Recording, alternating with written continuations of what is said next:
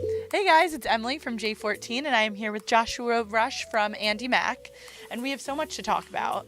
So first of all, congratulations on season 3. Can you tell me about what that was like finding out and what you kind of hope to see in the next season? Yeah, that was crazy. We found out on GMA, which was so wild. We didn't know. I expected that if they were gonna surprise us or something, they would have told us in advance. I prefer to be told in advance of my surprises. But oh my gosh, it was crazy. Terry was there, and she told them to hold up the signs, and I just felt my throat catch, is this really happening? When we found out about season 2, it was a month away from when we were actually going to shoot, and I was like, oh no, I gotta pack, was my initial reaction.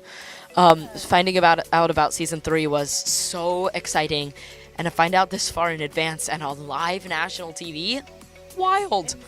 A dream come true. And so when you were auditioning, did you have any idea what it would turn out to be, and what's kind of your memory from way back when you were first auditioning for Andi Mack?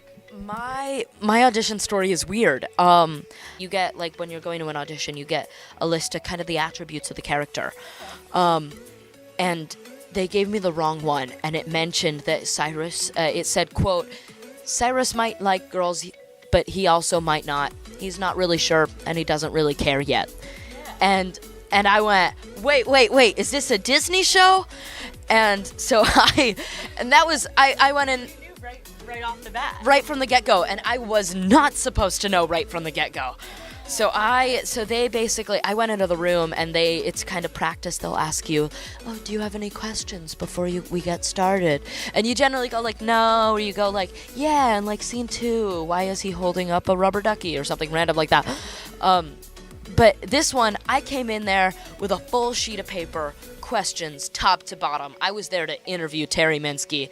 I wanted to know about this character so I could do it best. And I think in the end, that was what set me apart. And my last question was, so what's the deal? Is he gay or something? That'd be so crazy. And she went, you got that breakdown? You weren't supposed to get that breakdown. Oh no. So it was so crazy.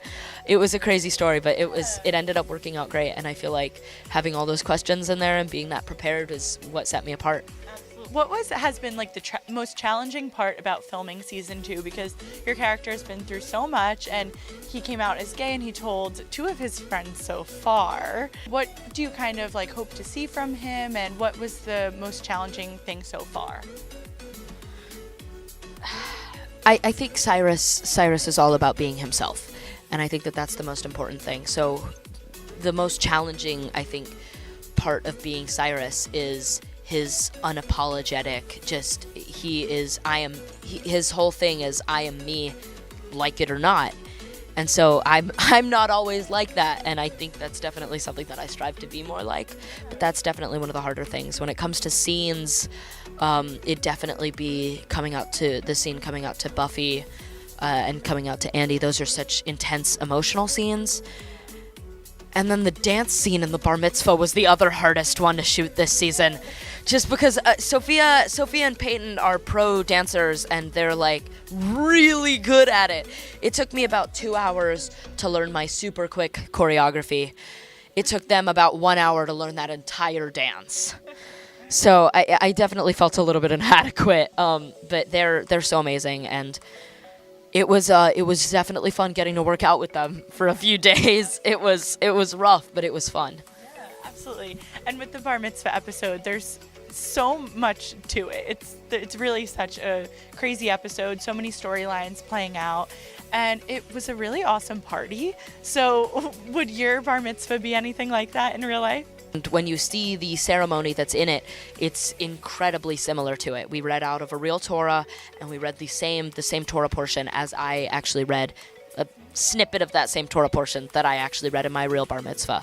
We bless the wine and the bread in the same way. And there's 2 special characters in the audience at that bar mitzvah that you might not have recognized, but they're pretty famous in my life. My mom and my aunt were in the audience, and my mom plays my stepmother Sharon in the episode, which is so cool. And my Aunt Joni plays herself, which I think was a tough role for her to assume.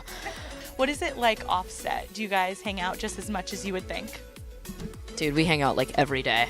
If spending basically every waking moment with one another wasn't enough, we go out and we eat dinner together all the time. Sophia and I live in the same apartment building, so we have a pool table in our clubhouse at the apartment building, so we play a lot of pool and hang out and watch TV. There's a big projector screen in there, so basically every major sporting event we're hanging out.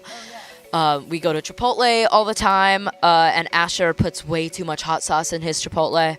Good to know. It's basically just like rice in like a bowl of soup, but the soup is cold and it's made of hot sauce. It's disgusting. It is so gross.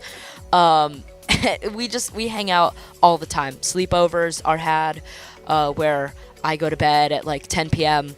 and Sophia goes to bed at like 11 to midnight, and then Asher and Peyton will be up till like 4 in the morning watching like The Bachelor or something random like that. So we have so much fun on and offset. There are so many stories.